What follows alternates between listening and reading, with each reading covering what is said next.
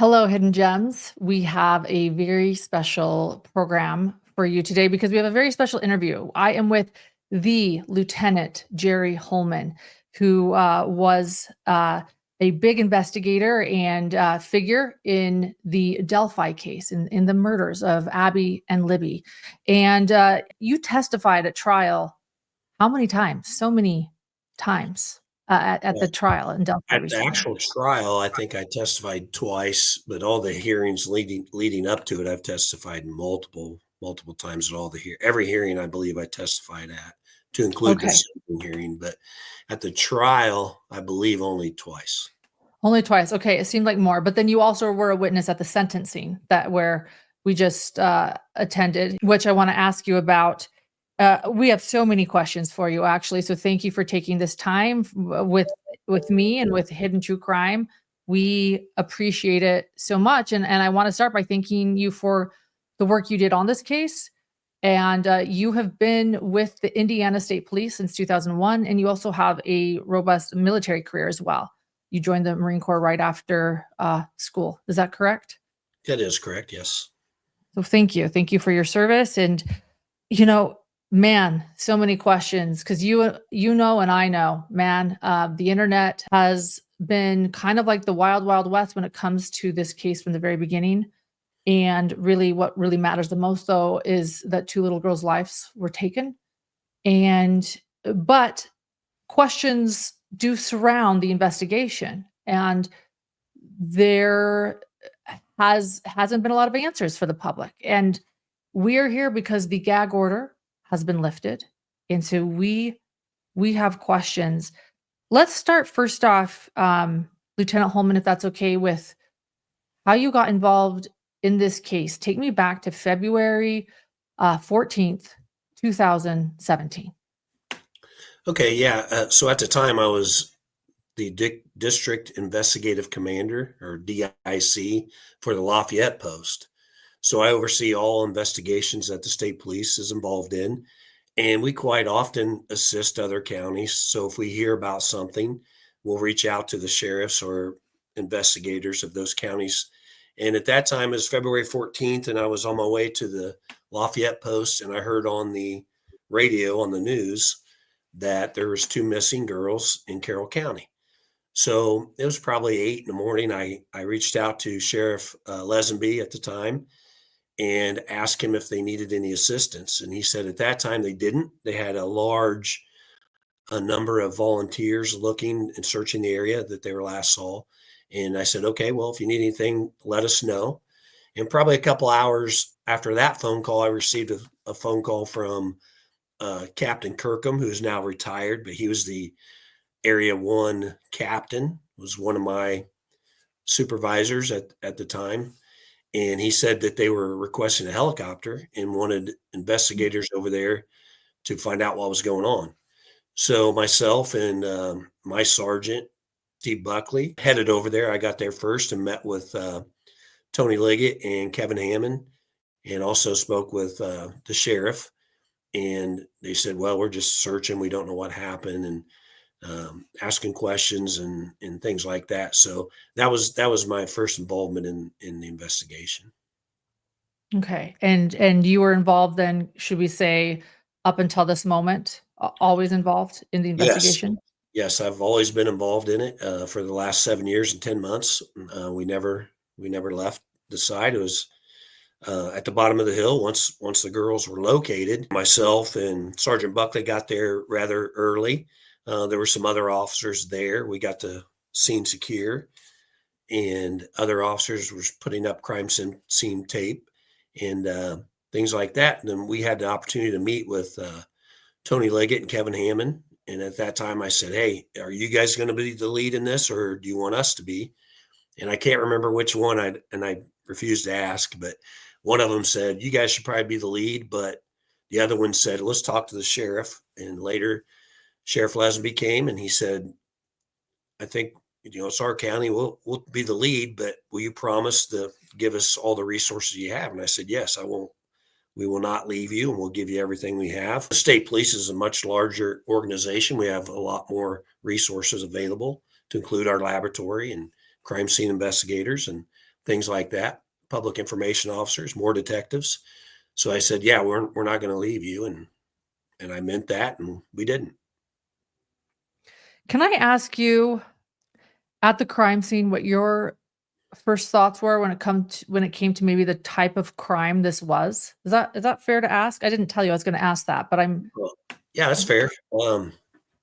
Yeah, I've been asked that type of question multiple times, and I think my answer is I was very angry that another human being could treat two human beings like that, two young innocent girls. I've been involved in many traumatic events, crashes, homicides, domestic batteries. Throughout the years, and also a Marine for 8 years. So I've become a little bit compartmentalized, I believe, on traumatic events. So the actual scene itself doesn't haunt me or bother me. It's just the anger outweighs all the other emotions that I may have because I just don't understand how any human being can treat other human beings like that. So I was just angry about that and not knowing why somebody could do that. The scene itself, I knew it was going to be a very tough investigation because of the location. It's out in the middle of nowhere. There wasn't going to be a lot of witnesses, and it turned out there wasn't a lot of cameras around, um, or a lot of evidence that we could follow up on. So I knew it was going to be a very uh, intensive investigation. It's going to labor intensive investigation. It's going to take a lot of old fashioned detective work. That's kind of what my first thoughts were. thank you. Thank you for sharing that. And we're gonna get into honestly well, let me say this first. There was something that you said before we started that I wanna share, and that is that you said, "You have nothing to hide." You have nothing to hide, and so, with that, thank you, for that, and I think that I wanna go through all the different scenarios of possibilities with this crime, from Odinism to Kagan to, the landowner, but where did your mind go to what type of person did this? Did you think right away ritualistic crime because of sticks? Or did you think that this was like a sexual motive? Or where did your law enforcement brain or military brain take you when you were assessing this crime? Initially, I think I and a lot of others thought it was a failed sexual assault and maybe a kidnapping attempt. And just because of the way the girls are found, one completely naked, the other had clothes off and put some others on it. And so I think that's where my mind went. I always thought it was one person, but I didn't want to put blinders on, so I kept an open mind and thought maybe it could be multiple. But as the investigation went on, it was clear to me that one person was capable and did do this. Um, so the Odinist, the ritualistic killing thing, I never believed that. Our crime scene investigators told us early on that the blood on the tree was blood spatter, that it was not initially painted on there or put on there. You could tell the difference. They could. I mean, you and I maybe not because that's not our specialty, but our crime scene investigators at the time, Jason Page, had plenty of training in blood spatter, and I would say he's a blood spatter expert. So he was saying that wasn't a, a symbol, and but again, we didn't rule it out. The sticks to me looked like just sticks randomly put on there with no purpose, and that's what our crime scene investigators were telling us as well. So I didn't believe it was realistic or ritualistic. But again, we weren't going to leave any stones unturned. So we did a thorough investigation, did research on that, and behavior analysis units, professors, um, people that specialize in those types of investigations, and they were telling us that it's just not realistic that it would be because if it was, there would be no doubt. It would be so obvious that it was. But anybody would come and say, "Hey, I think it's this. Can I look into it?" Yeah, go ahead and look. let us know what you say. But no one could ever prove that it was some sort of ritualistic killing. Now, because Brad Holder and Patrick Westfall were involved in Norse paganism religion, some people jump to a conclusion that that's automatically what they do. Well, that's just not true. And I had no clue about those religions back then, but doing research and being updated on that's it's a religion. It's not a cult. It's not a gang, and they don't believe in human sacrifices. So we pretty much ruled it out, but kept an open mind. And that's my initial thought on that. Lieutenant Holman, something that you've said before, and you actually said in trial, is that you left no stone unturned in this investigation, but if there was probable cause, you move forward. So are you saying that you absolutely did investigate this sort of ritualistic killing scenario and there wasn't probable cause, or how would you explain that? Yeah, I think that's a pretty good explanation. We had tips on numerous different people not related to ritualistic killings, and some that people thought were involved, like I said, in that religion, and basically just didn't know what the religion was about. But yeah, we looked into those people, multiple interviews with multiple different people. And the only person that we established probable cause to make an arrest on was Richard Allen. The rest we didn't. And we're not going to falsely arrest somebody or falsely accuse people without establishing probable cause. That's just not what we're going to do. So we looked into, like you started to say earlier, the property owner, multiple people. And we served multiple search warrants on people and people's property, and again, nothing came back to establish probable cause on those people. So again, we're not going to have tunnel vision, but we're also not going to falsely arrest somebody. Okay. So in other words, I think I just want to like kind of process that with our listeners too, that there was a base, there was an idea, there was an investigation into could this be ritualistic? And the bottom line is you went through the evidence, you assessed, you investigated. Was there any hiding at this time of information or evidence when it comes to this? Um, I'm bringing up all of the theories online, Right. Yeah, or nope, no. none whatsoever. We looked into them. There was no evidence indicating that those people that practiced that religion were involved, or anybody that in the evidence at the scene just wasn't strong enough to indicate that that was a ritualistic killing. I was actually gonna try to go in order here. But since we're on sort of what you're talking about, what about this idea of another person confessing, or the possibility of someone else saying, "My DNA is at the crime scene"? I think you know who I'm talking about. Yeah, I think, yeah, absolutely. Somebody saying that if my spit's on at the crime scene, but I can explain that away, um, doesn't mean that's a clue that we need to go back and talk to that person again. And that person was interviewed multiple times by multiple different people. And his explanation was he wanted to know, if I spit on the ground and someone scoops that spit up and takes it to a crime scene, would you be able to tell that? That was his explanation. And that person had never been to Delphi. We could never put that person into Delphi.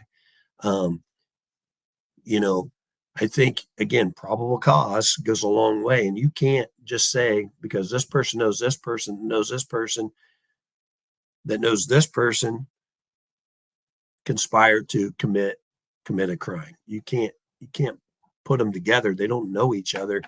Just because one knows somebody kind of sort of and that person knows another person, there's no proof or evidence indicating that they were in some sort of club or organization or cult or gang to do that. So we investigated that very thoroughly.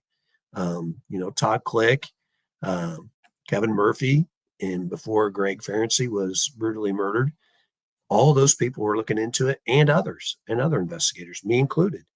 we were looking into that very thoroughly. And yeah, the bottom line is there was no connection, no direct criminal nexus in that group of people that, in my opinion, the defense came out and falsely accused. I mean, we looked into it and covered those people very thoroughly. Thank you. Yeah, and we mentioned the property owner, Ron Logan. I'll just say his name. Still to this day, people say, "Well, I think it's him. I think it's him." Police searched his house, and you're saying, as far as probable cause goes, you could not tie him to this crime. Is that correct? That is correct. Several search warrants on him and his property, and there's no direct nexus to him being involved either. Um, he had an alibi. It was tight, but he was, at certain places that we were able to prove during that time that would have made it very, very difficult for him to be at the crime scene during the crimes. So we looked into it. Again, searched his house and found no evidence connecting him to the crime scene or the crimes. Thank you for sharing that. I'm sure this feels what we call rinse and repeat for a lot of law enforcement as you've investigated this. But for those of us in the true crime community and those of us covering this case, it's sort of this continuous conversation, and we have been waiting, for you for the gag order to be lifted to ask these questions once again. So thank you for indulging these questions that might feel like repeat to you. I appreciate it. Um, you know, so how important was then the evidence of Bridge Guy? And by that I'm saying, how important was the evidence that Libby herself, the victim, brought to this investigation? Oh, very important. Very, very important. And like Prosecutor McClelland said, and I've said it before, that the girls are the true heroes in this case. I hate people saying, "Oh, you're a hero." No, I didn't do anything special. I followed up on the evidence and the facts. Who did something special is Liberty and Abby. And to be able to be a 14-year-old girl and have the awareness to turn your phone on and videotape that, obviously they were in fear of their lives, and she videotaped that. And from day one, after we got that video, a lot of us, me included, believed that that was the person that killed the girls. And we knew, up until we found the tip and the information on Richard Allen, we knew that if we found Bridge Guy, and we knew we have not identified him, that we would be able to solve this crime. Okay.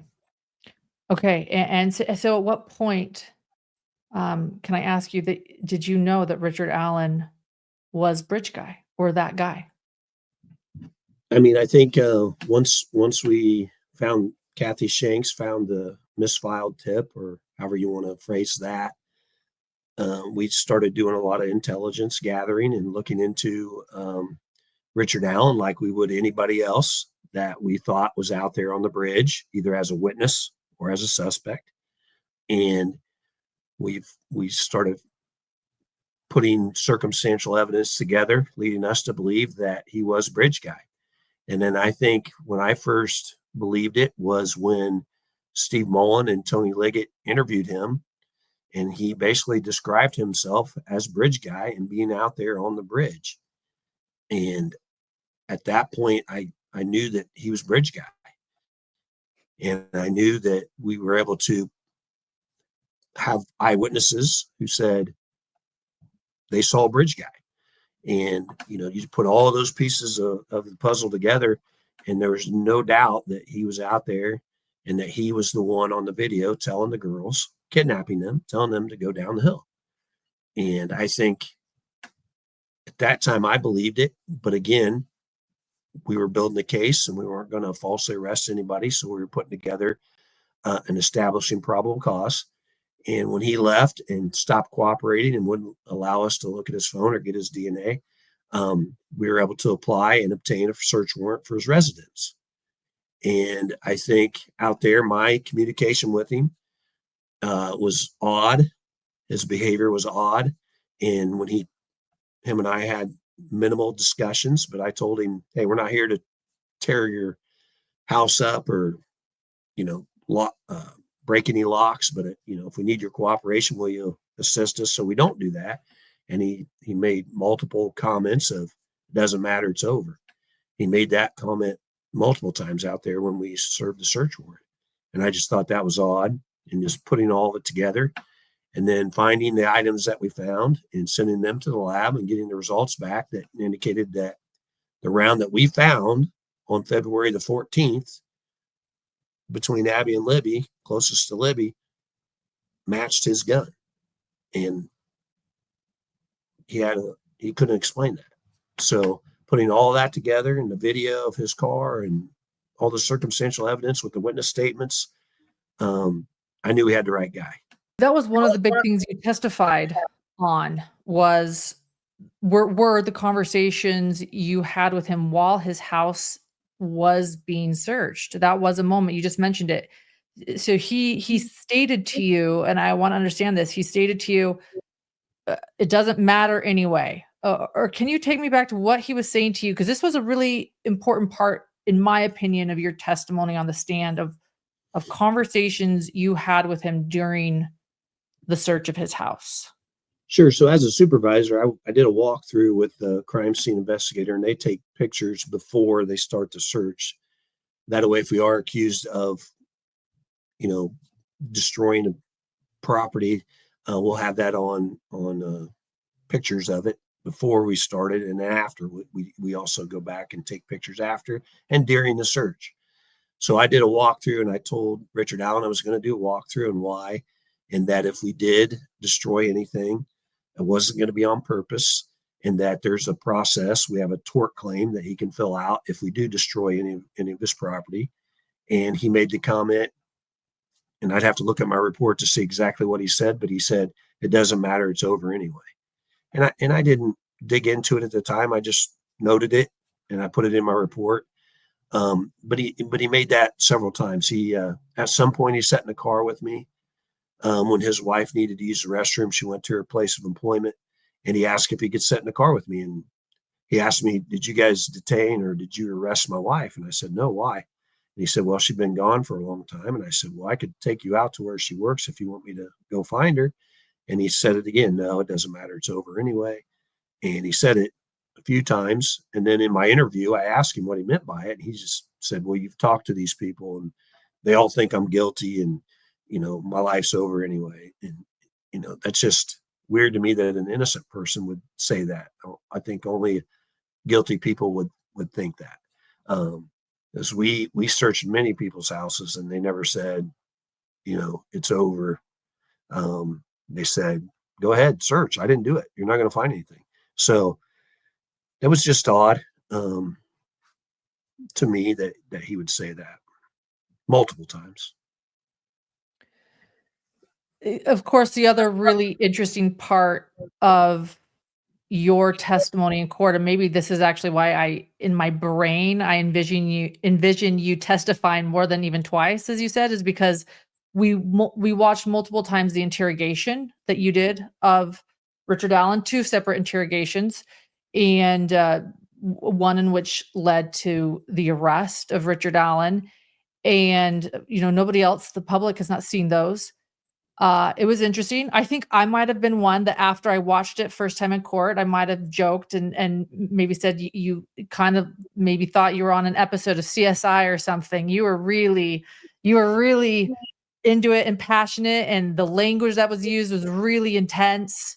A lot of F-bombs, a lot of all this. But can you take me back there? Because it was also edited. Like, we didn't see the whole thing. We saw the majority of it, but all of a sudden it went from like a bit of calmness to you just sort of really yelling at him and, telling him he did it. Can you take us through this interrogation? I hope that the public is able to see it one day. But what were your tactics and what were you feeling and thinking during this interrogation? Well, again, it wasn't meant to be an interrogation. We actually hadn't set up a time for him to come in, and we planned on giving him his car back. But we wanted to talk about some of the results of the tests that we had, one being the tool marks on the round that was found matched his gun. And then also we were still testing other items, and we wanted to know if he had lent any other items out or anything like that. What was weird to me is we actually scheduled that interview a few days before, but he canceled. And then when I went out to the lobby to get him, he was with his wife, and just the way he was dressed to me was odd. He was wearing like sweatpants and a t-shirt, I believe, and he took his coat off and he emptied his pockets. I think he may have had like a lighter and some cigarettes or something, maybe a wallet. I can't remember exactly, but he emptied his pockets and gave those items to his wife, which most people don't do that. I have had people that I've interviewed in the past and said, "Hey, I'm going to turn this report over to the prosecutor, and if he decides to issue a warrant, can I call you and you meet me and turn yourself in?" And they said, "Yeah, sure." And when I would call them, that's how they would show up, because I think it's common knowledge that you can't bring personal items into the jail, and more than likely they're going to throw them away or lose them. So to me, from as soon as I engaged with him in the lobby, it was like he thought I was going to arrest him. And at that time, our intentions was just to try to clear up some things and get some explanations for some of the test results that we had, and collect his DNA and do some other things. But our intentions weren't to arrest him that day. We were trying to give him the opportunity to explain what's going on. So that was odd. And then during the interview, the majority of the interview, we were both calm. He started cussing at me. I'd normally treat people as they treat me. So if you're not cursing, I'm not going to curse. But if you start cursing, then I'm going to speak your language. And he had dropped the F-bomb a couple times, and I did not. I was giving him the benefit of the doubt that I was accusing him of killing two people, and but he made some odd comments and things like that to me. I made the comment that he said he cared what people thought about him. And I said, "Yeah, I understand that. And, your wife doesn't think you're a bad person. And I don't think you're a bad person." And he made the comment, "Well, what kind of good person kills two girls?" That was odd to me. I allowed him a break, actually a smoke break and a bathroom break, and gave him a couple waters, maybe one or two. And everything that we normally do in an extended interview. And I also asked him if he would like to talk to his wife, because she was telling us some things that wasn't adding up. And he said, yeah. So I allowed him to talk to his wife. And it was very odd when she come in, in my opinion, I observed it. She was very standoffish. She didn't act like she wanted to be there. She was upset. She asked him why you didn't tell me you were on the bridge that day, and they had a conversation about some things. He tried to hug her, and she was just very standoffish with him. So that was odd behavior. And then, some things are edited out because they may be too prejudicial for the jury to hear. And the things that were edited out was I offered him a polygraph, and can't say that because if someone denied or refuses to take a polygraph, that's too prejudicial to present to the jury. And I understand that. And, that's why those things were edited out. That's the only thing that was edited out. So he denied. He didn't He want refused. to apologize. Yeah, he refused multiple times. And while his wife was in there, I asked her, I said, "If you're innocent, would you take a polygraph?" And she said, "Yes." And I said, "Well, I've offered Richard to take this polygraph multiple times, and he refuses to do it." And he got angry with me then, and started cussing, and I started cussing and said, "If you're innocent, take the effing polygraph," and things like that. And then he asked for me to let his wife go, and I said, "Sure, you can go." And I said, "Tell him to do the right thing." And then when I really got angry is when he said that you're going to pay for this. And I said, "No, it's not on me, Richard Allen. This is on you. I'm not going to pay for this. You're going to pay for that." I only raised my voice and cursed for maybe a total of 30 maybe 30, 40 seconds. The rest of the time I was calm, just like this. Okay. But I did use some deceptive tactics that were trained to use. And, you know, uh, some people call them lies. I call them deceptive tactics, interview techniques, where I over embellished some facts. Like, we have eyewitnesses that saw you out there. Well, they did. They saw Bridge Guy. They identified Bridge Guy, and we were able to identify Bridge Guy as being Richard Allen. We had the evidence of his car. We had multiple police officers saying that's him on the video and that's his voice. And I over embellished some of those facts and said it was experts and things like that. But it's just techniques that we use that people would use when they're trying to get their kids to tell the truth if they take a cookie out of the cookie jar. I mean, it's simple tactics that we use to try to elicit a response, not necessarily a confession, but just a response that we can build on.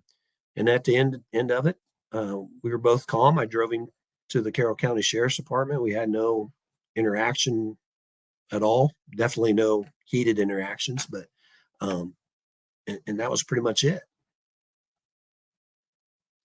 Thank you for explaining that.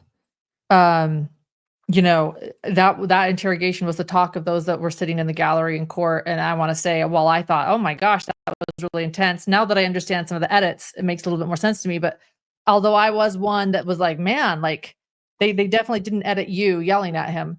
I want you to know that someone else in court was sitting there saying, no, like I thought it was great. I thought he did such a great job. So like we were all discussing, sharing what we thought about this interrogation. But I want to point out one thing I noticed, and you brought it up too, was when his wife came in, when Kathy Allen came in.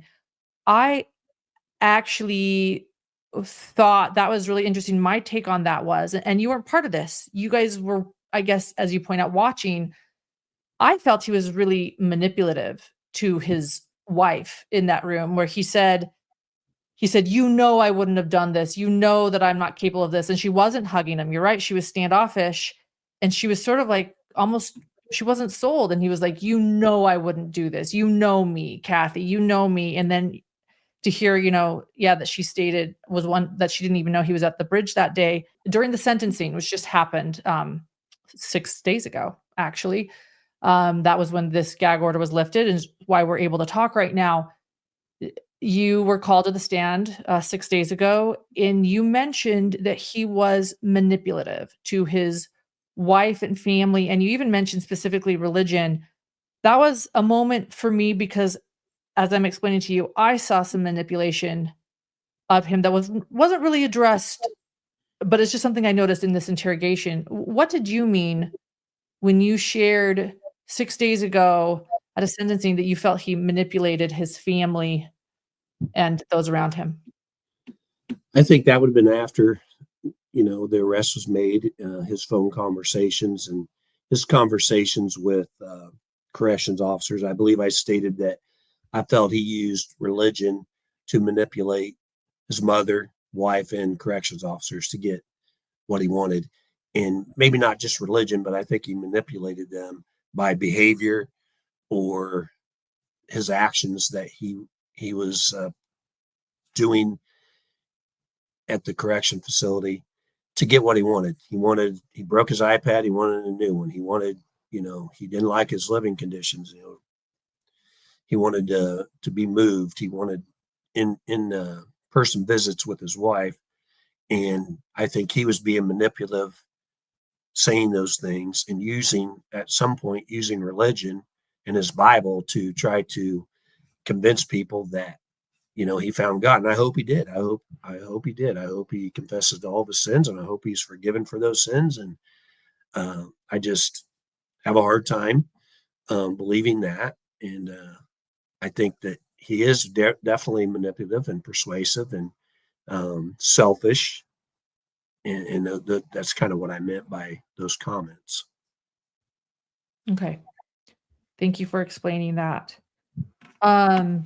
Thank you. Yeah, that was there any reaction of Kathy after that arrest, by the way? That's something, of course, we didn't see. I saw her reaction in that room, sort of standoffish to her husband, but did she have any reaction during the arrest or anything you remember?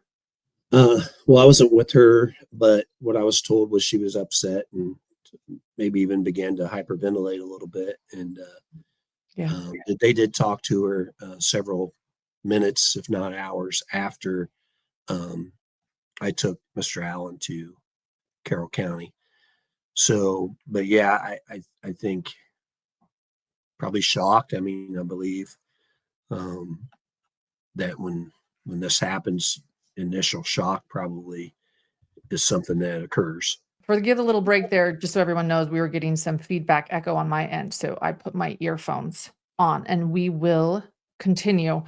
We were talking about a reaction of Kathy Allen and when Richard Allen was arrested that we didn't know about, and thank you for sharing that. I wanna also reiterate that she too is a victim in this, and I don't want to blame her in any way. It was actually heartbreaking for me to see her in court every day sitting there. Um one thing about the interrogation too, the defense brought up, after, as you say, the interview that turned into an interrogation on accident, or the accidental interrogation, the day he was arrested. They brought up that his Miranda rights had not been recorded, that they had been given to him, but they didn't make the recording. There was a lot of talk about recordings being missing or interviews being missing, which I think, let's just be honest, led to a lot of theories about you and law enforcement and cover-ups. Can you talk about this and what happened with missing recordings?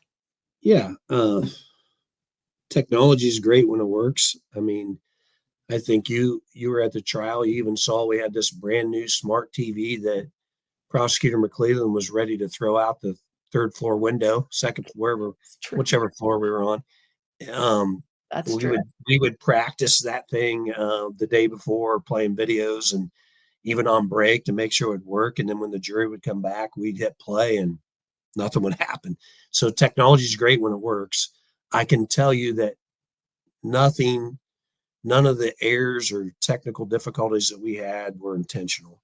To speak on mine, we had multiple in this case, and we have multiple technical difficulties in all of our investigations. But in this one, I thought we checked the recording system before Richard Allen showed up. It was working fine.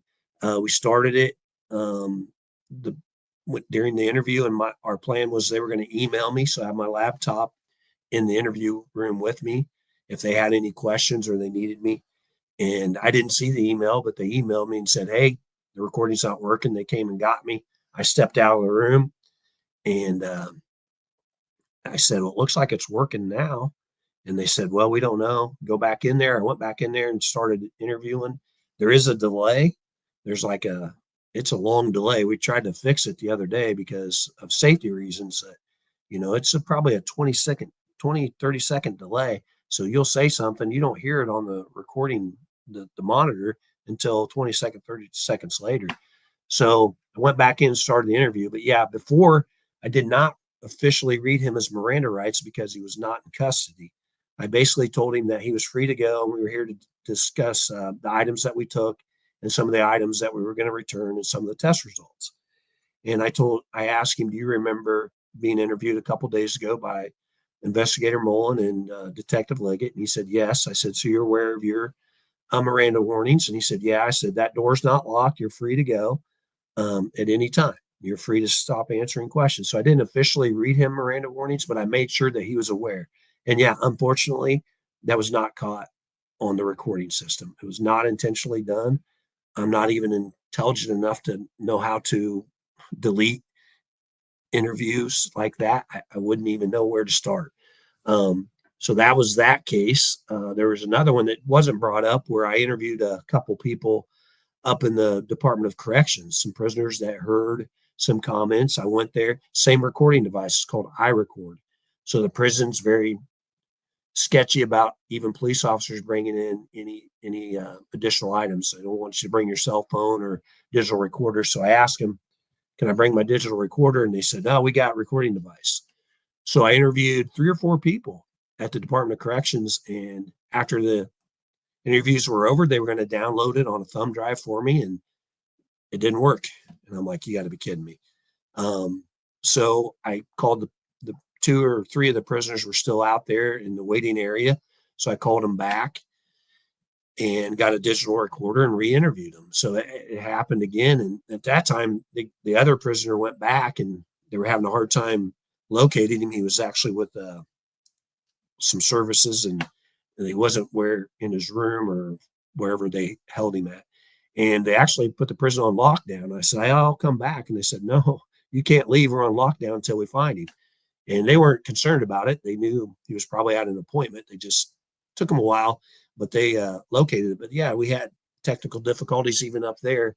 And then the ones that were referred to in court about at the Delphi City, I can tell you without a doubt that Steve Mullen did not intentionally erase or lose any audio videotape statements. What happened was the system they have, it's either a key or a switch outside the recording interview room, and you turn that on, and usually in most of them a green light comes on and you know that somebody's in there recording. And then when you're done, you turn it off and there's a red light. Well, whoever went in there accidentally left the switch on, so it just rewrote over multiple interviews early on. And we weren't aware of that until, weeks or months into the investigation. Once we found out that happened, we owned it, and we attempted to go back and locate the people that were interviewed. And if the investigator or detective did not memorialize that in the written report, then we would try to locate the people and re-interview them and make sure that we had that on an audio videotape statement or memorialized in the report. And then later on, at the other place that we had our command center, the old RMC building, we had made several interviews there.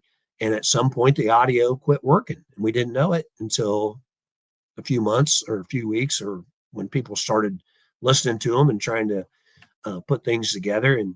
And as long as the officer memorialized what was said in the report, some people maybe felt comfortable going back and re-interviewing, and some of them were comfortable with the memorialized information in the report. So we were able to correct most of those mistakes with the audio video, and none of it pertained towards Richard Allen. None of those mistakes were, except for the ones at DOC, were about Richard Allen's comments. But the early on mistakes, you call them mistakes, I call them technical difficulties. But I'm telling you, if anybody knows Steve Mullen, he's the most honest guy I've ever met. I've known him for years. When I first came on in 2001, he was a deputy, and he was so calm, cool, honest, and I enjoyed working with him. I didn't work with him a lot on the road, but if I ever got a call and Steve Mullen was there, I knew it was going to go smooth, and I had no issues about him at all. And then we became the chief, and he's just an honest guy. And I know he feels bad, but he had no control over it. That's just things that we can't control when technology doesn't work our way.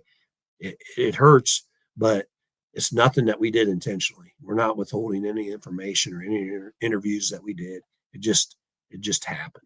And it's unfortunate, but it happens in every investigation. Okay. Well, thank you for explaining that. While we're on the topic, then let me jump into, Mullins was a concern, but let me jump into Sheriff Liggett. He was running for sheriff at the time Richard Allen became a suspect and was arrested. There's a lot of talk. I mean, I admit that the timing of that does not look good. There's a lot of conspiracy theory about wanting to win an election. And I know that you're not Sheriff Liggett, but anything you can say there about that? Well, yeah, I think that's ridiculous and very appalling to everybody involved, because I'm not corrupt. I'm not a liar. I'm a lot of things. I've been accused of a lot of things, and I am a lot of things. I'm not perfect, but I can tell you that I would not jeopardize my career, and nor would Tony Liggett ask me to jeopardize my career to do something like this. And first of all, so now you got to go back and say we purposely hid that tip before Sheriff Liggett was going to run for sheriff. He had no intention of running for sheriff when this investigation started in 2017. To my knowledge, maybe in his mind that was a dream of his someday, but he never said, "Hey, I'm going to run for sheriff in 4 to 8 years or whatever." So then now, I mean, now you got to come up with these ridiculous, outrageous conspiracy theories, and everybody involved is very passionate about their job. So now the public wants us to stop the investigation, wait until Tony wins or loses, and then arrest the guy that we believe killed them. We found the information, we acted on it as best we could, and within a couple weeks, we made an arrest. Had nothing to do with an election. I mean, that is a Republican county, and people saying, "Oh, he was losing." He was Republican running against an independent or Democrat. That's a very Republican county, and in my opinion, I don't know because I'm not into politics, but the Republican was going to win that election, whether we found this tip and arrested Richard Allen or not. So I think it's just appalling to everybody involved, and anybody that believes that. That's just ridiculous to me. I mean, you can't make that up. That would take a lot of time, effort, and resources clear back in 2017 to stage an election in 2022. Ridiculous. It's just ridiculous to me. Yeah.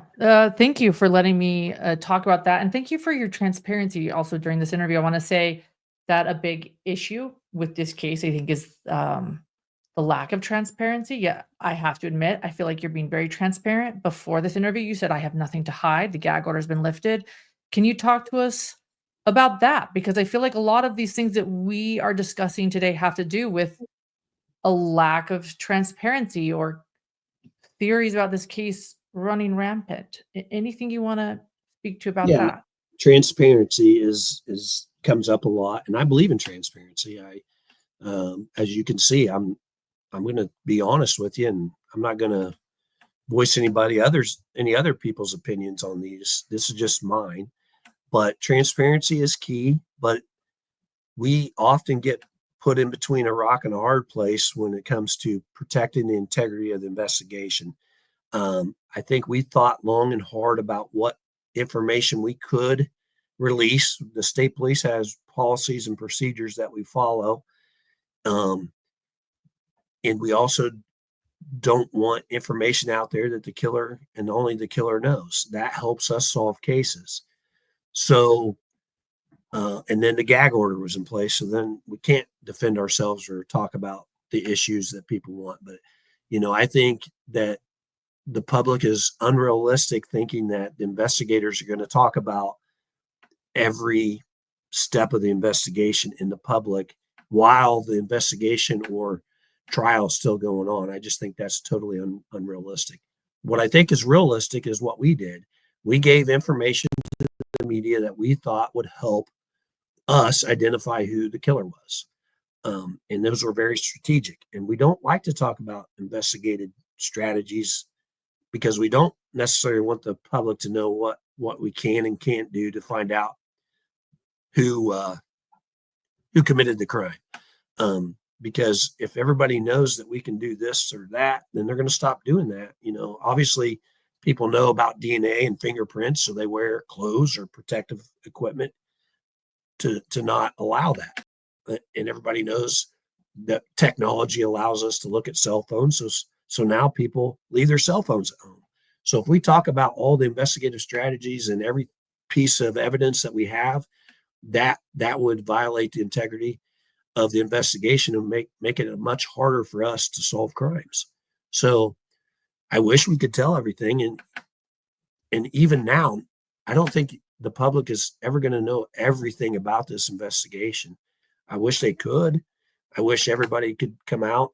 Not a lot of people are going to want to talk because everything I say today is going to get twisted by the defense, and they're going to say, "Oh, look, he said this. What he really meant was this." So a lot of people are afraid to talk. I'm not. I have nothing to hide, and I want the truth to come out. And the truth is, we did a very thorough investigation. We established probable cause and arrested the right person for this crime. But transparency is key. But again, we get put in between a rock and a hard place, and we can only do so much. I hear you. I appreciate you and your transparency. I feel like you have very much been transparent. You know, you mentioned that uh, I didn't know that Richard Allen had declined a polygraph multiple times, but you couldn't share that in court because of it was prejudicial. And that makes sense. You can't let the jury know about that. There are a couple other things I know about that weren't uh, you guys weren't able to, or the prosecution, I should say, wasn't able to share during the trial. One of them being a video of Richard Allen being angry in a video. Can you share what that video was and why the prosecution might have wanted to share that video, or anything else that you weren't able to share in court? That polygraph bit is interesting. Yeah, there was probably a few things, but I don't know the trial rules, and like I should, I'm not an attorney. I know the criminal law and traffic law and investigative techniques and strategies, but when it comes to the trial rules, I learned a lot. I joke around with Prosecutor McClellan saying I'm a apprentice attorney because I've learned so much about what you can do and can't do. And because I was like, why don't we say this? You can't. That's too prejudicial, and I understand that. And I respect the judge for her decision, although I was angry that we couldn't play that video. I think the reason that we wanted to play it, and again, I'm not the prosecutor, but the reason I thought we wanted to play that video is because they were trying to make him out as, I think the term they used, a fragile egg, and he's not. And we thought he was faking some of those actions. So during this video at Cass County, where he probably had 3 or 4 incidents while he was at Cass County. And the one was he became very abusive verbally. He was sitting on his cot and reading the Bible, and he just broke out, had an outburst, started yelling and screaming, made a throat slashing motion, and started threatening to kill everybody, and started banging his head on the wall, punching the door. And within seconds, I mean, he just turned into this violent human being. And I think that showed that he has that ability to lose his temper and become a monster. And then within seconds, he calmed back down, sat on the bed, and said, "No, I'm fine." They wanted to take him to the padded cell, and he was just able to control it like that. And I think that, in my opinion, is he got angry at the bottom of the hill on February 13th. The girl said or did something, or something happened, and he's capable of doing that. He's capable of losing his control and coming into and being that beast that he is that day, and killing 2 innocent teenage girls. So I think that was kind of important. But again, the judge ruled against it, and it was too prejudicial. And I believe that she made the right decision. Although I don't understand it sometimes, I think we should put everything out there. Um, you know, same thing, I'm sure the defense thinks, why couldn't we put the Odinism in? Well, the judge ruled the Indiana statute clearly states that you have to establish a direct criminal nexus with a third party defense. And they couldn't do that. They had 3 days to do it, and they couldn't do it. And we knew that because, again, we spent months trying to tie those people to the crime, and there's just not any evidence or facts that tie them into it. So that's another decision that she made, and I think that those are the reasons why. And she followed the law on those decisions, whether we like it or not. Is probably the right thing to do. Without a doubt, it's the right thing to do. There was no nexus. There was no probable cause. In other words, you couldn't add that third party to that Yeah, third party sort of theory to yeah, the you case. just can't say Lauren did it. I didn't do it. Lauren did it. They have to have a direct criminal nexus or connection to the crime scene, and the only person that had that connection was Richard Allen. nobody else. So that's why they didn't allow it. And that's my opinion. Again, I'm not an attorney or definitely not a judge, but that's how it was explained to me. And not having that third party theory was technically a loss, I guess, for the defense, you could say, who wanted that in. They wrote their Frank's memo. But I want to point out too that that the prosecution not being able to put in that moment of Richard Allen raging and doing this with his hand gesture, that was a win for the defense. And sometimes I think that there's also the idea, because there was no video and audio in court. I want to say this. I saw Judge Gould rule a lot for both sides, for the defense and for the prosecution. I think that what she was working towards was a clean trial, in other words. Yeah, I think early on in one of the hearings, she stated, I don't exactly remember how she said, but they were talking about she didn't know the facts, and she made a comment to, I don't need to know the facts. I'm the referee. I'm just the referee, basically. I just need to know, is what you're wanting fair and legally obtainable? If not, then I'm not going to allow it. And I thought she did a great job. Again, I've worked a lot of trials, and I think, she was very firm but fair. In my opinion, I think most judges are, because they're going to be scrutinized in every decision that they made as well, and she knows that.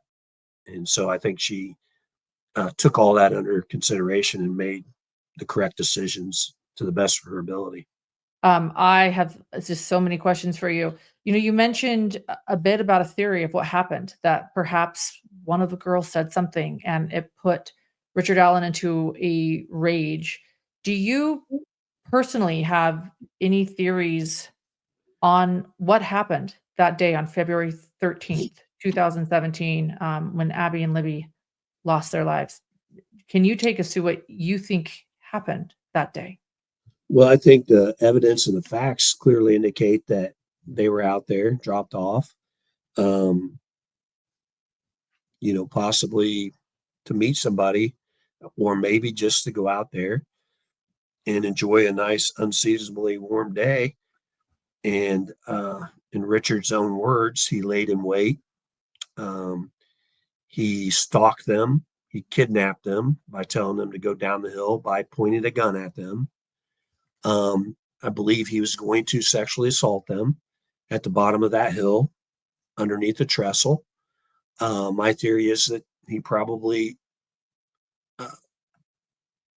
commanded them to get naked and was going to do some sort of sexually gratifying acts there. But the van, driven by Mr. Weber, spooked him. He probably heard it. I mean, that's a long lane. You can hear it before it gets right up there. You can. I've heard it. Yeah. So I think that he then took him across that frigid creek and was being selfish and was a coward. I think he treated them like animals. And again, that's where my anger comes into how one human being could treat two other human beings that way. I think that he was selfish and thought that they were going to turn him in, that he failed to kidnap him. He failed to gratify himself sexually, and he slit their throats, put sticks on them. And how he can go on and live his life, I don't know. I'm not a psychologist, but he did. And I think there's a lot of other theories, but that's what the facts and the evidence clearly indicates happened. So that's what I believe happened. And it's very unfortunate. Very unfortunate. Didn't need to happen. From what I could tell and learn and understand, it seemed as if there was some, let's say, overkill with Libby. Do you feel that too? Because you're law enforcement, not me, and so this is me sitting in court.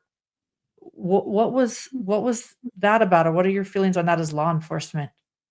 My best theory on that is she was probably bigger, stronger, maybe a little harder to control, and that's my only explanation with that. I don't know what was going through his mind, but to me, that would be the logical answer. Is she was probably a little bit physically stronger. Abby wasn't near as big and developed yet. She's still young, but I don't know. I mean, only 3 people know, and 2 unfortunately are deceased, and the other one doesn't want to take responsibility for his actions. So I don't know if we'll ever know. Yeah. And one thing you mentioned is why they were there. They were dropped off because they either wanted to enjoy a seasonally warm day, or you mentioned that they might have wanted to meet somebody there. What did you mean by that? Yeah, I mean, there's been a lot of speculation about Kagan Klein and the Anthony Schatz account. That we know Yes. that Anthony Schatz was communicating with Libby and some of her friends. We don't know for sure if that's why they were going out there or not. Unfortunately, with Snapchat and Kick and Musically and some of those uh, apps that people use to communicate, we can tell people are communicating, but sometimes we can't tell the content. Um, but it wouldn't surprise me if maybe they thought somebody was going to be out there, or maybe a friend or something like that. So that's what I meant by that. Do you think it could have been Keegan? Do you think maybe they were perhaps wanting to meet Keegan, or a cute boy at the trail, or Possibility that Anthony Schatz they thought might be out there, who obviously was a fake persona that Kagan was using. I don't think Kagan was out there. I mean, again, evidence indicates that he was not um, that day and time. So if there's evidence that would have proved that, then he would be in prison for that as well. I mean, obviously he's in prison for um, being the child predator that he is, but if we would not withhold that if we had probable cause to believe that he was involved in this, then we would definitely file charges. And if any evidence comes up that he was, then we would pursue that, and we would write a report up, give it to the prosecutor, and he would determine whether or not that would be the case. okay.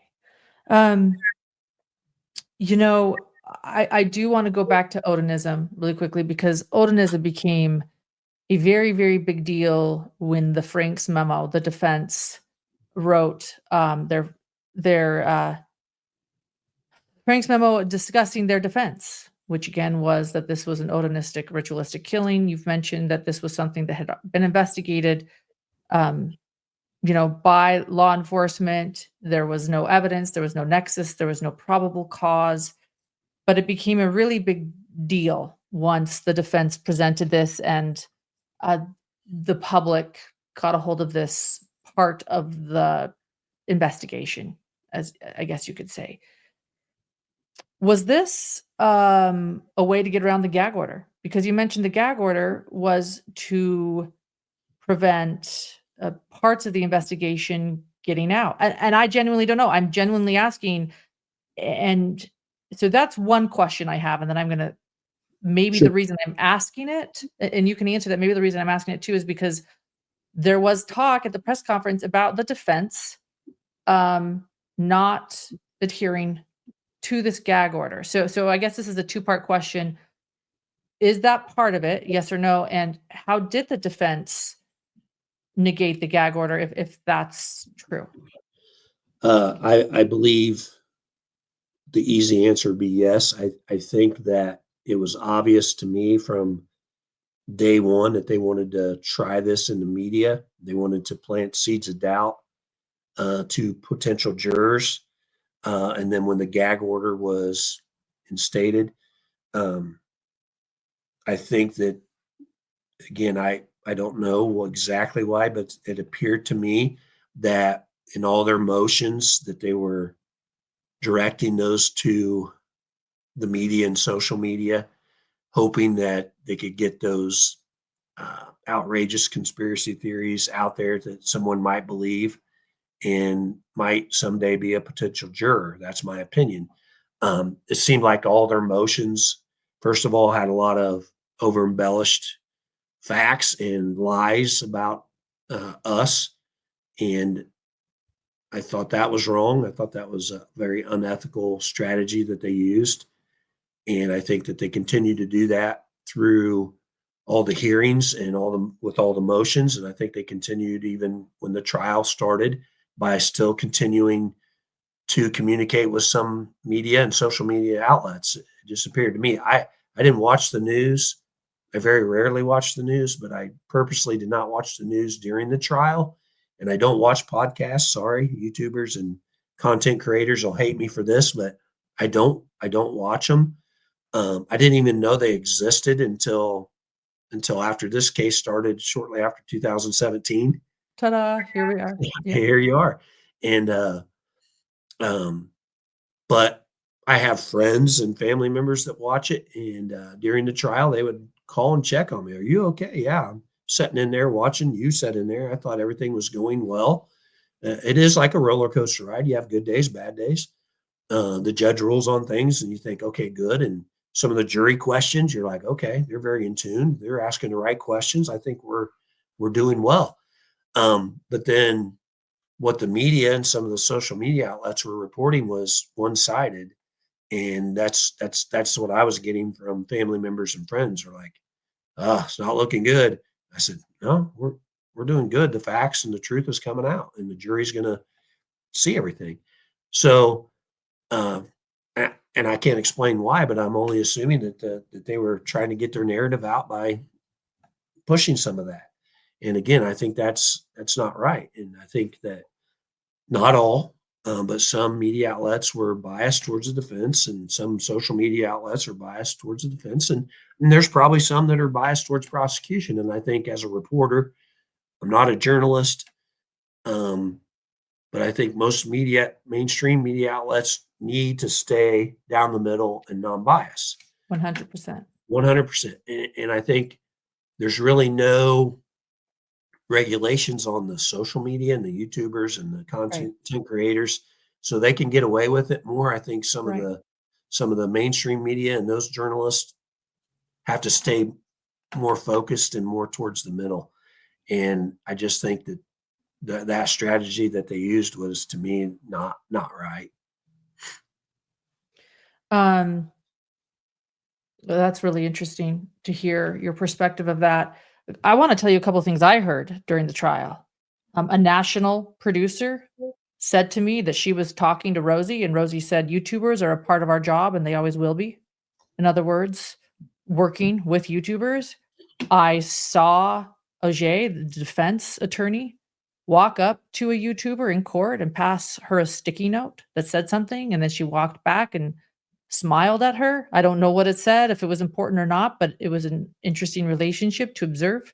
I'm just pointing out some interesting, dynamics, though, in what I observed as far as, um, certain you're right, social media, as you explained, or podcasts that maybe don't have as many regulations, sort of working for certain sides.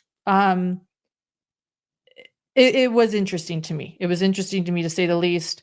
Um, And when it it is comes interesting, Go ahead. and I would add to this is, uh, the main reason I'm talking to you and other podcasters or YouTubers or content creators, and I don't even know if I know the difference It's all between the them. same. You got them Yeah, all. You nailed yeah. it. Yeah.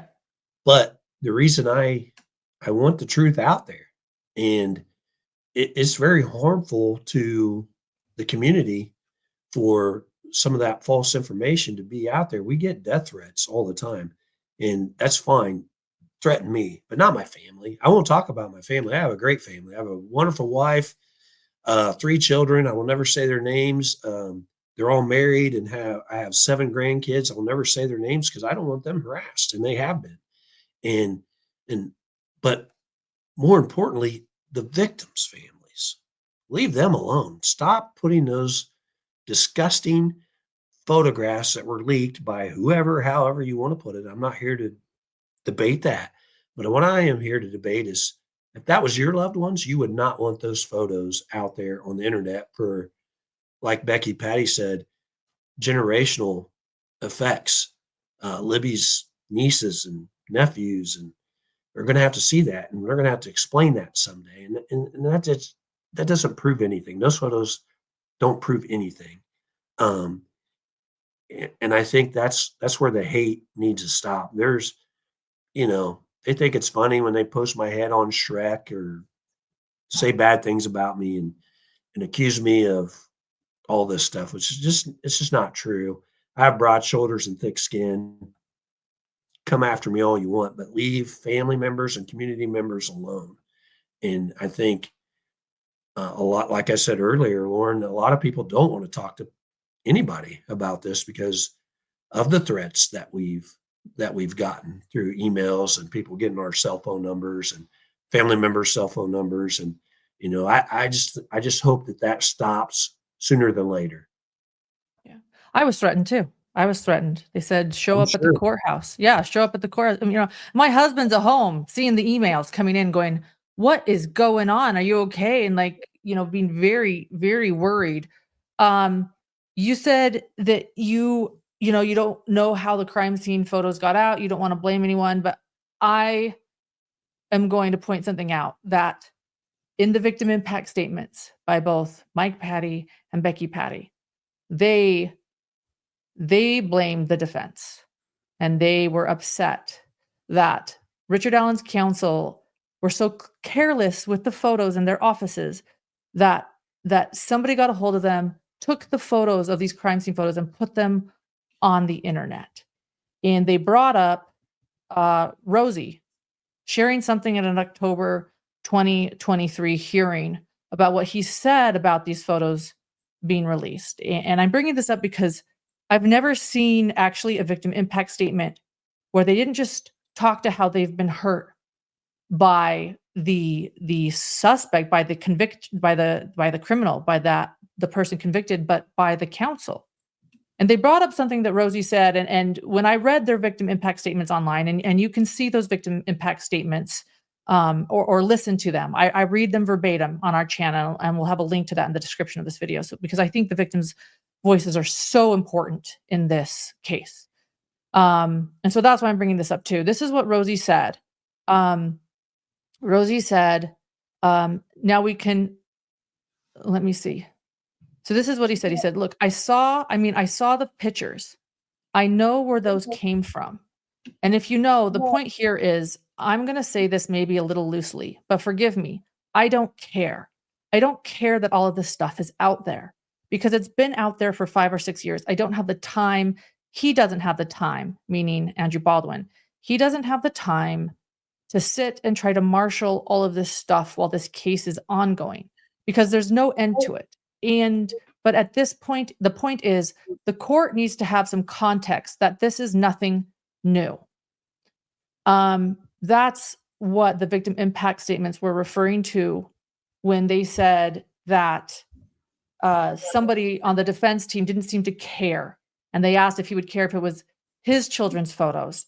And while you point out you're not putting blame, it wasn't Rosie that took the photos, but it was the photos that the defense had possession of, that somebody took a photo of, that they were carelessly strewn.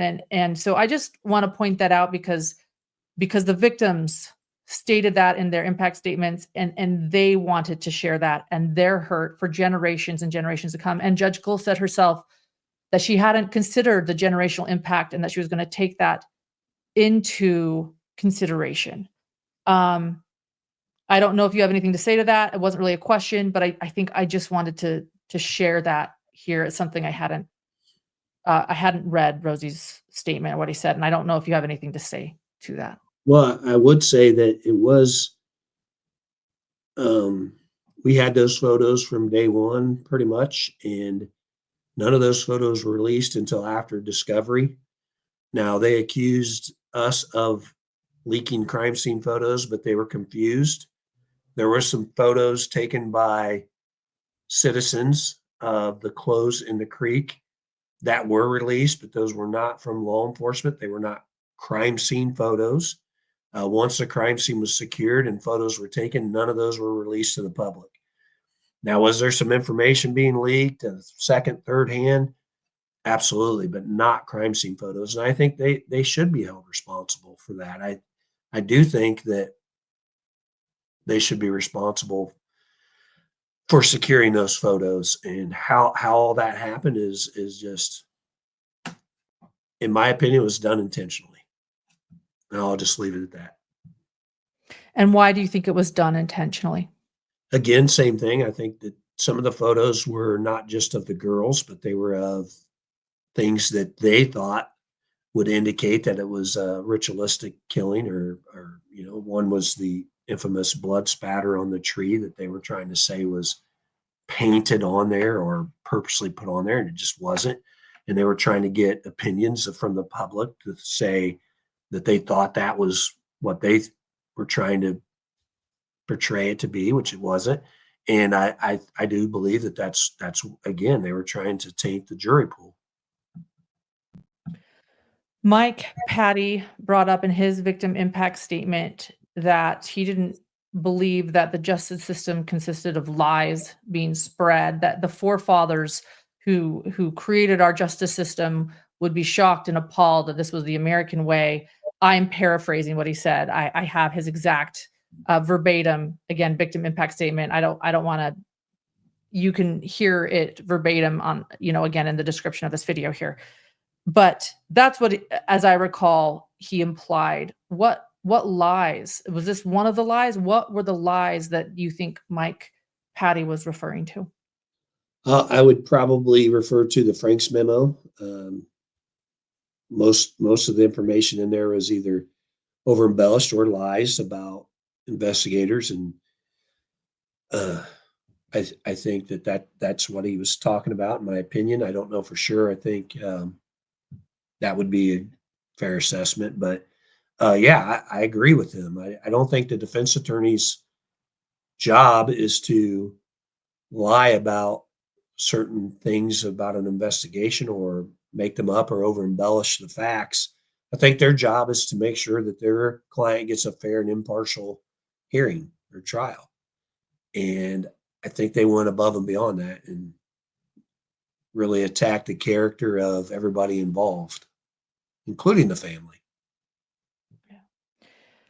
You sat close to Richard Allen during the trial, and I've explained this to people. I'll explain it again. Richard Allen, so the gallery was in the back. Richard Allen was in front of us, and he was looking directly at Judge Gold. So when Richard Allen turned to an angle, those in the gallery could see his eyes.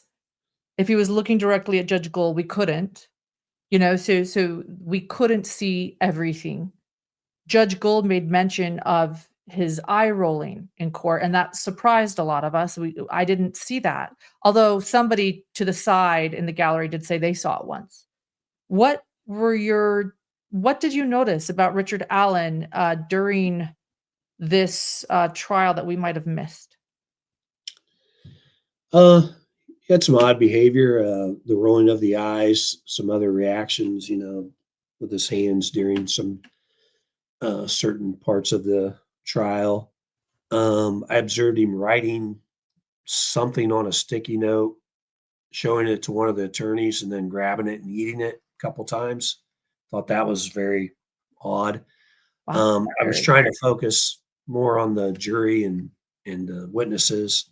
Um, we had very little reaction. He did speak to me a couple times. I gave him a bottle of water early on. They didn't have water yet, so I gave him one of my bottles of water that was on the table and maybe a couple breath mints. And he is a human being, and I'm going to treat human beings like human beings should be treated. I think that he needs to take responsibility and for his actions and be punished for those actions. But he's still human. He dropped his glasses. I picked them up. I mean, very little interaction with him, but his behavior was what I would think. He was trying to stay emotionless, but at times I could see some emotion from him. What about one thing I noticed, and again, I was behind, um, so I couldn't see everything. So I'm very curious about this. But when they were showing some of the most heartbreaking stuff on that smart TV, the crime scene photos, the autopsy photos, photos that honestly would create an audible gasp in the gallery. They were so upsetting. From what I could tell, he was just looking at them the entire time. but I couldn't always see his expression. Can you share maybe did you look at him during those moments when he was seeing some of these horrible things on the screen? Did he look? Because I know there were times where I felt like he didn't look at things that had to do with him, but I was curious. I've been wanting to ask somebody that had a better view. Yeah, I don't recall it exactly, but there was times where he would just kind of look to me like he was staring into space over the TV when some of those were. Um, Okay. Sometimes he would look away or look down, but I wasn't Okay. again focused on him. Um, but yeah, I would say little to no emotion, whether he was, like I said, staring off. He stared into space a lot. It looked to me like at the ceiling or at the wall, um, or he would read his Bible. Occasionally, he had a pocket Bible, and he would pull Hmm. that out and read it sometimes. But yeah, I didn't notice a whole lot about him, to be honest. Have you met or talked to any of the jurors? Can I ask you that? No, I have not. I've never met him or talked to him, and I don't know if anybody has. I've never been told. Um, I would think that the prosecutor may have communicated with the foreman. Um, if that's what they're called, I think, um, chairperson. But I don't know. I can't. I don't know of any involvement with anybody. No, they kept them pretty secure. They were in and out of the courtroom. And normally after a trial, the prosecution is allowed. The investigators are allowed to go talk to the jury. But yeah, not in this case. To my knowledge, nobody's talked to them. Okay. Um, I think I just want to end. Did you know? So this recording, everyone, while our hidden gems will be watching this a couple of days later. Today, the date of this recording is December 27th, 2024, and it is actually a Libby German's 22nd birthday today. And honestly, for me, it's heartbreaking to think about that. She was a 14-year-old girl, and she would be a woman today celebrating, as her mother said in her victim impact statement with her, they shared a birthday very close in days, and that birthdays are now hard for her. Um, this really is I think that, when I was at the trial, I often felt like sometimes the girls were forgotten, or it wasn't about these 2 brave girls who, as you pointed out, they helped solve their own murder, Abby and Libby, as the prosecution explained, Abby hid that phone. Libby took the video. Anything you want to say to, the surviving victims today, or anything that you think about Abby and Libby today? Yeah, I mean, I would say that the most important part of this interview is what I have to say next, and you could probably delete all the other stuff because I don't care about that. I care about justice for Abby and Libby. Although I don't think the family's ever going to get closure, there's always going to be two huge holes in everybody's hearts that knew them and involved in this investigation. But it's all about them. It's all about them, and that's the most important thing. It's not about me. It's not about the prosecutor. It's not about anybody involved. The expert witnesses or even the defense. It should be about justice for Abby and Libby. And I think obviously I did not know the two girls before this, but I believe just from what I've learned over the last 7 years and 10 months that I think they were going to um, do great things. I think they were going to go on to be great people and hopefully help us solve crimes as they did on February 13th of 2017. I think they were great. I think they're the true heroes. I hate when people call me a hero. I'm not a hero. They are. They're the heroes in this case. And um, I'll always hold a special place in my heart for those two girls and their families. And I've said this before. Um, Hard for me to say without getting emotional, but I hope someday I meet them in heaven and I'm able to give them a hug and thank them for making me a better person, a better father, a better husband, a better grandfather, a better investigator. Everything that I've experienced through this investigation is making me a better person, and I owe that to Abby and Libby. Thank you. I don't think anything else needs to be said. We'll end on that, and I just wanna thank you for your time, Lieutenant, and it really does mean a lot that you would come forward and show the transparency and honesty that you say you value, you show it too, and so for that, I Mhm. thank you.